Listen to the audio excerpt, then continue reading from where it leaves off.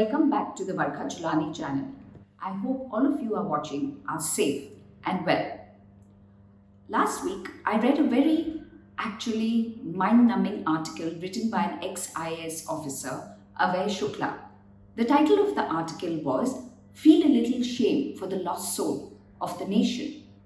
As I read, I experienced emotions from disgust, rage, intense sadness to complete helplessness. I know different people experience different emotions when they read certain things. The article mentioned that he wanted to hang his head in shame for the India of 2020.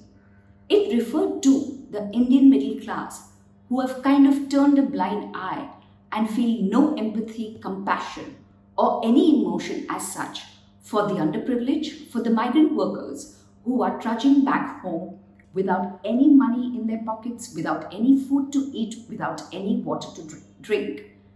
And the article raised a question as to why have we Indians suddenly become so numb and lost our soul? Psychology as such does not give any place to soul in our science, but I interpreted his meaning of soul as why have we lost our ability to connect, to relate, to feel? Why have we become so numb, so apathetic? And why don't we have compassion and some empathy? Some questions that were raised as I read the article was, is it that Indians, the Indian middle class, has just dulled their senses and lost their ability to connect and to relate? Is it biological? Is it because of the families and in the culture that we are raised? We are never really taught the art of compassion and empathy. But a more important question arose. Can empathy and compassion be really learnt, or is it something that we are born with? As I mulled, I understood three facets of empathy and compassion, and it is that which I want to cover today. Biologically, the brain has an area called the right supramarginal gyrus. I know it's a little technical, but neuroscience shows that this supramarginal gyrus, which is located somewhere in the cerebral cortex, which is somewhere in the front of the brain, is the brain's area responsible for empathy. When the brain realizes that a human is not feeling empathic, it kind of autocorrects. But when that area of the brain is slightly atrophied or maybe damaged or maybe doesn't work as well, the brain's center, the cerebral cortex, does not allow us to recognize the empathetic emotion of compassion. So neurobiology shows that when the supramarginal gyrus is not functioning, usually by and large, people will be less empathetic and less compassionate. A question therefore arises, is humanity's cerebral cortex actually atrophying and decaying? That's a question some of us really need to ponder and think. Then of course came the second aspect, that is it that we are becoming apathetic because of the families and the cultures that we are being brought up in?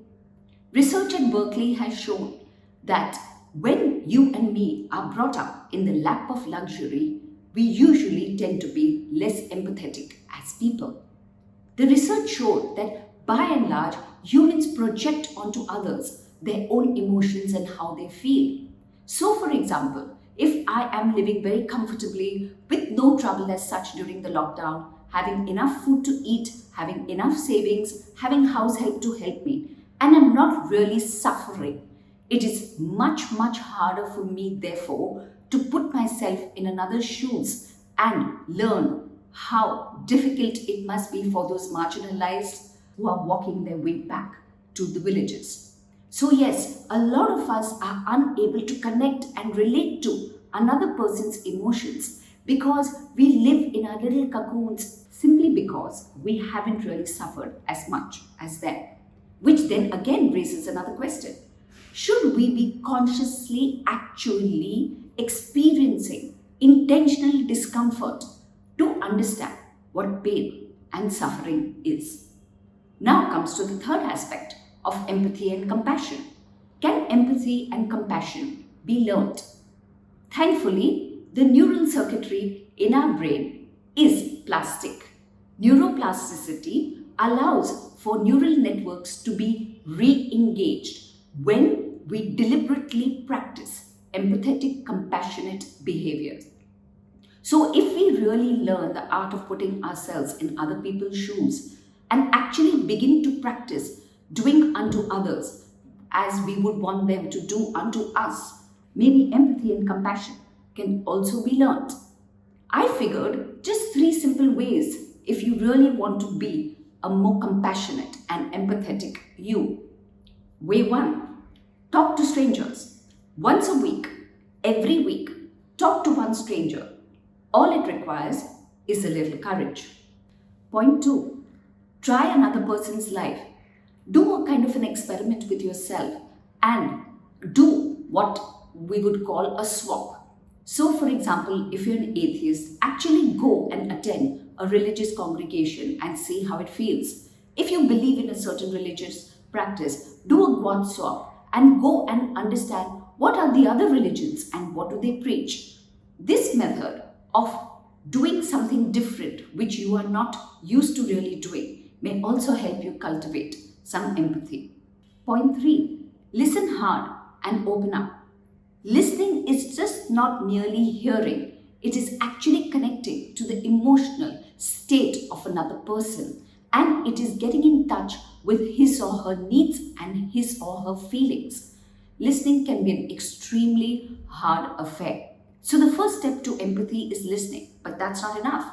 Open up. When you make yourself vulnerable and take off the mask, no, not the mask that's going to help us protect ourselves from the virus, but the mask of constantly controlling ourselves, not letting our emotions out there, not exposing our sensitivity and vulnerability to another, you will find it much, much harder to be compassionate to another. So, empathy and compassion can be learnt. As families teach other different values, they can also help us learn empathy and compassion by these 3 very, very simple ways. Because the last thing we need is humanity leaning towards psychopathy. And for me, empathy is not only just taking off your shoes and getting into another's shoes. Empathy is also understanding how your shoe fits and how you feel in those shoes. Take care, stay well, stay safe, stay healthy. More importantly, stay home. Till next week, it's goodbye from the Varka Chulani channel. Thank you for watching. Be well.